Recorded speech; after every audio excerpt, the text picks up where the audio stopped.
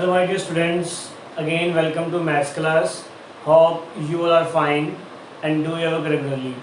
Today we discuss a new chapter number 9, linear equation in one variable of class 8 by DAV Maths Book. ठीक है, previous chapter में polynomial discuss किया था, आज हम start कर रहे हैं इक्वेशन.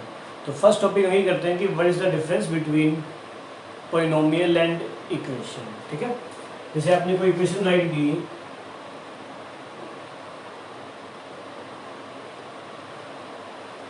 ठीक है, अगर आप किसी भी एक्सप्रेशन में इक्वल में ज़ीरो लगता है तो उसको बोलते हो इक्वेशन, और ज़ीरो अगर नहीं है उसको बोलते हो पॉलिनोमियल.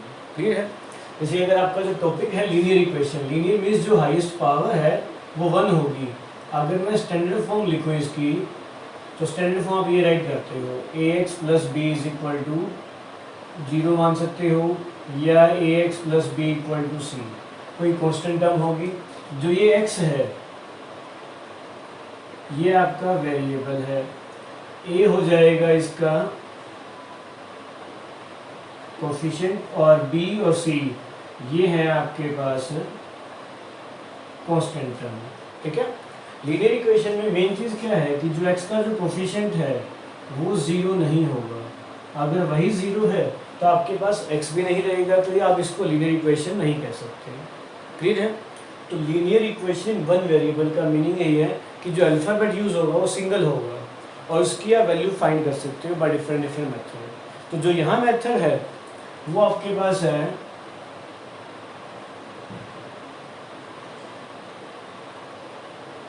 क्रॉस मल्टीप्लिकेशन मेथड, कि आपको जो इक्वेशन गिवन है क्रॉस मल्टीप्लाई करके आप जो उसमें वेरिएबल है उसकी जो वैल्यू है वो फाइंड कर सकते हो. ठीक है, तो एडिशन भी हो सकती है, डिवीज़न भी हो सकती है, मल्टीप्लिकेशन भी है और सब्ट्रैक्शन भी है. वो डिपेंड करेगा कि आपका जो क्वेश्चन है वो किस वे में है. ठीक है, बस ध्यान रखना कि लीनियर इक्वेशन क्या है, हाईएस्ट पावर 1, अगर हाईएस्ट पावर 2 है तो उसको नाम देते हैं क्वाड्रेटिक, और हाईएस्ट पावर अगर 3 है तो उसको नाम दोगे क्यूबिक. बट आपके लिए मोस्टली जो क्वेश्चन होंगे पावर 1 के होंगे. ठीक है, जो वेरिएबल है वो कोई भी यूज़ हो सकता है. जैसे मैं आपको एग्जांपल दूँ 2y + 3 = 5. ठीक है, 2p - 5 = 7, किसी भी टाइप में. ठीक है, जो अल्फ़ाबेट है वो सिंगल ही होगा, दोनों साइड हो सकता है. जैसे मैंने आपको दिया कि 2x - 5 = 5x + 7. जस्ट आपने इसको सोल्व करना है. ठीक है, तो इसको बोलते हैं solution of the linear equation one variable. ठीक है, तो आपके पास जो मेथड है क्रॉस मल्टीप्लिकेशन मेथड है, मीन्स आपके पास जो क्वेश्चंस होंगे वो डिवाइडेड फॉर्म में होंगे, तो उनको आपने क्रॉस मल्टीप्लाई करके, ठीक है, इस टाइप की इक्वेशन बनाओगे. उसके बाद x और x इकट्ठे कर लोगे और जो कांस्टेंट टर्म्स है वो इकट्ठे कर लोगे. क्लियर है? तो उसके लिए आपके पास जैसे कुछ एक लाइक टर्म्स, जैसे मैं आपको दूँ कि 5x + 5x, इसको आप राइट करोगे 10x, 5x × 5x आ जाए. ये चीज़ ध्यान रखना, आपको मल्टीप्लाई करने की जरूरत पड़ सकती है, डिवाइड भी हो सकता है, और एडिशन सब्ट्रैक्शन चलती रहेगी. ठीक है, तो इन सभी का यूज़ करते हुए हम ये मेथड जो है वो डिस्कस कर रहे हैं, और साथ साथ आंसर भी वेरीफाई करेंगे कि जो आपका आंसर आया, इस जो x की वैल्यू आई वो राइट है या रॉन्ग. ठीक है, तो लेट्स स्टार्ट क्वेश्चन. तो ये आपका क्वेश्चन है फर्स्ट पार्ट के, कि सोल्व फॉर x या solve the linear equation and verify your answer also. ठीक है, हम स्टार्ट कर रहे हैं. जैसे फर्स्ट पार्ट है आपके पास p + 7 p - 6 = 1/3. ठीक है, तो फर्स्ट स्टेप क्या करोगे आप, क्रॉस मल्टीप्लिकेशन. ठीक है, तो क्या करोगे,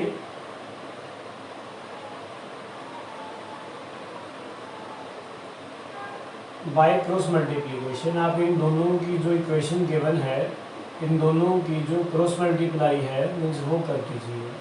तो ये हो जाएगा 3p + 7 = 1 p - 6. ठीक है, अब 3 से मल्टीप्लाई करते हो तो 3p + 21, और ये हो गया p - 6. अब जो लाइक टर्म्स हैं वो आप इकट्ठी कर लीजिए. ठीक है, तो मीन्स 3p माइनस में p -6 - 21.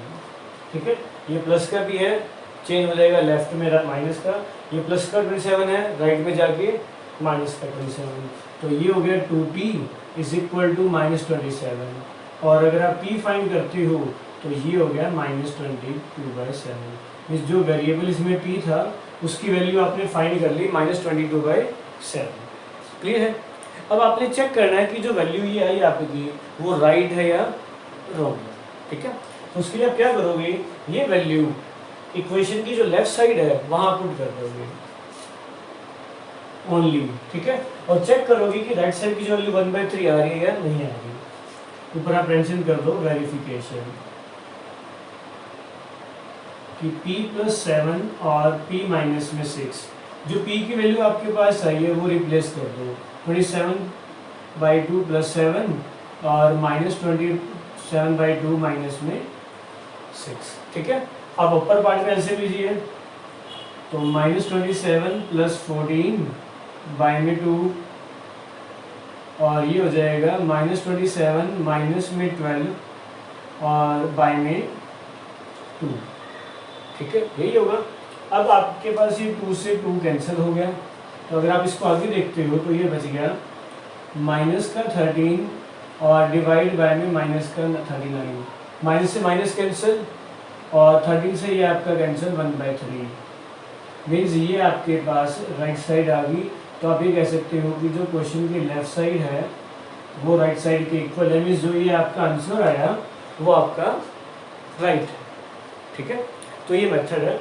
जस्ट आपने क्या करना है कि जो आपको इक्वेशन गिवन है उसमें आप क्रॉस मल्टीप्लाई कीजिए। क्रॉस मल्टीप्लाई के बाद जो मल्टीप्लाई है, जैसे अब यहाँ 3 से मल्टीप्लाई थी या 1 से मल्टीप्लाई है, आपने वो की। उसके बाद जो लाइक टर्म्स हैं वो इकट्ठी कर लीजिए। क्लियर है? और जो कांस्टेंट टर्म्स है वो राइट साइड में लीजिए और वहाँ से p की वैल्यू निकाल लीजिए, या जो भी वेरिएबल है x है तो x निकाल लीजिए, y है तो y निकाल लीजिए, और साथ में आप करते जाइए वेरिफिकेशन की जो आपकी वैल्यूज आई वो राइट है या रॉन्ग है। क्लियर है?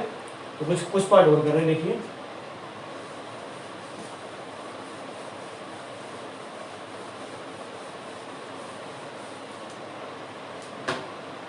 इसे सेकंड पार्ट ले रहा हूँ मैं।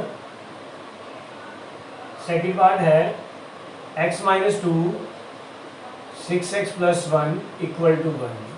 ठीक है, तो फर्स्ट स्टेप क्या हो जाएगा, मैंने इसको यहाँ वन राइट किया, आप क्रॉस मल्टीप्लाई कीजिए, तो ये हो गया x - 2 और 1 6x + 1।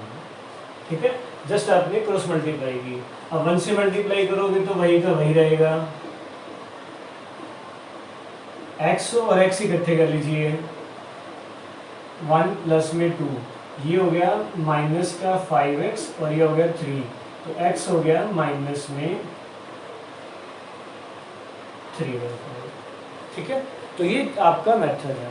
इस मेथड के बाद आपने अब क्या करना है कि आंसर निकाल लिया, तो इसका जो वेरिफिकेशन है वो भी साथ साथ करके देख लीजिए कि आपकी जो वैल्यू राइट है या रॉन्ग है। वेरिफिकेशन में आपके पास जो क्वेश्चन है उसकी आप लेफ्ट साइड लोगे, और लेफ्ट साइड में जस्ट आपने x और y की जो वैल्यू है वो रिप्लेस करनी है। ठीक है, तो ये हो गया -3/5 -2 6 -3/5 + 1। अब अपर एलसीएम लीजिए, तो एलसीएम हो जाएगा -3 -10 बाय में हो गया 5। ठीक है, और ये हो गया -18 + 5 बाय में 5 कि मैंने दोनों को एलसीएम लिए। ठीक है, तो यहाँ 1 लगा के एलसीएम ले सकते हो, तो 5 से 5 आपका कैंसिल। अब ये रह गया ऊपर का -13 और नीचे रह गया -30 से 13 कैंसिल, आपके पास 1 आ गया। तो मीन्स क्वेश्चन की जो लेफ्ट साइड है वो राइट साइड के इक्वल है, मीन्स जो आपकी वैल्यू आई उस वैल्यू को आप कह सकते हो कि वैल्यू आपकी वो राइट है। ठीक है, तो ये आपका मेथड है क्रॉस मल्टीप्लिकेशन कि जो इक्वेशन गिवन है उनकी आप क्रॉस मल्टीप्लाई करते जाओ। ठीक है, उसके बाद जो नंबर्स हैं उनसे मल्टीप्लाई कीजिए, लाइक टर्म्स इकट्ठी कीजिए, कोफिशिएंट अलग कर दीजिए और उसमें से जो वेरिएबल्स है वो निकाल लीजिए। ठीक है, आगे देखिए थर्ड पार्ट।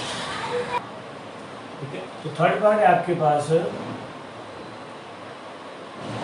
3x बाय में 5x - 5 = -1 को मैंने 1/1 लिख लिया। ठीक है, अब यहाँ आप इनकी क्रॉस मल्टीप्लाई कीजिए, तो ये हो जाएगा 1 3x -1 5x माइनस 5। क्लियर है? अब 1 से मल्टीप्लाई करोगे तो यही रह जाएगा 3x, -1 से मल्टीप्लाई करोगे तो माइनस का 5x, माइनस माइनस प्लस 5 हो गया, 3x प्लस में 5x इक्वल टू 5। ये माइनस था, आपने शिफ्ट कर दिया लेफ्ट साइड में तो 5 प्लस का 5 हो गया, तो ये हो गया 8x इक्वल टू 5 और यहाँ से आप x निकाल लीजिए 5/8। ठीक है, तो ऐसे है। ठीक है, अब आपने इसकी जो वेरिफिकेशंस है वो भी आप ट्राई कर सकते हो। ठीक है, अभी क्वेश्चन ले रहे हैं कि अगर आपके पास डिवाइड फॉर्म में तो है, डिवाइड फॉर्म के अंदर भी आपके पास फ्रैक्शन में आ रहा है। ठीक है, तो इसको सोल्व करते हैं और जो बीच में पार्ट्स रहेगी वो आप ट्राई करके देखिएगा, बहुत इजी है। जस्ट अगर आपका मेथड क्लियर है, आपकी जो कैलकुलेशन है वो परफेक्ट है तो। ठीक है, 7 बार देखिए, 2/5x + 3 डिवाइड बाय 1/3x - 1 और इक्वल टू 3/5।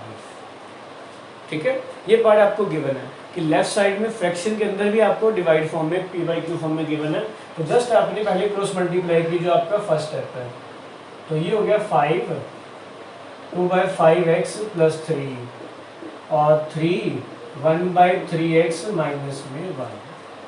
अब आप क्या कीजिए, मल्टीप्लाई कीजिए नंबर से, तो 5 को अगर आप मल्टीप्लाई करोगे 5 × 2/5x और 5 3 हो जाएगा 15, 3 × 1/3x माइनस में 3 × 1, तो 5 से 5 है कैंसिल, 3 से 3 कैंसिल, तो ये हो गया 2x + 15। ठीक है, और इधर आप करते हो तो x माइनस में 3। अब x और x इकट्ठे कर लीजिए, तो 2x minus x minus 3 minus का 15, और ये प्लस का है और जाके माइनस का हो जाएगा, तो ये हो गया x इक्वल टू -18। ये है। अब आपने वेरिफिकेशन करनी है इसकी, तो मेथड वही है कि आप वेरिफिकेशन कर रहे हो तो लेफ्ट साइड से स्टार्ट करोगे,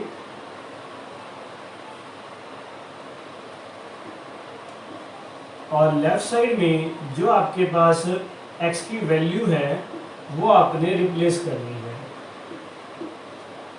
ठीक है, तो जो x की वैल्यू आपके पास आई उसको आप रिप्लेस कीजिए।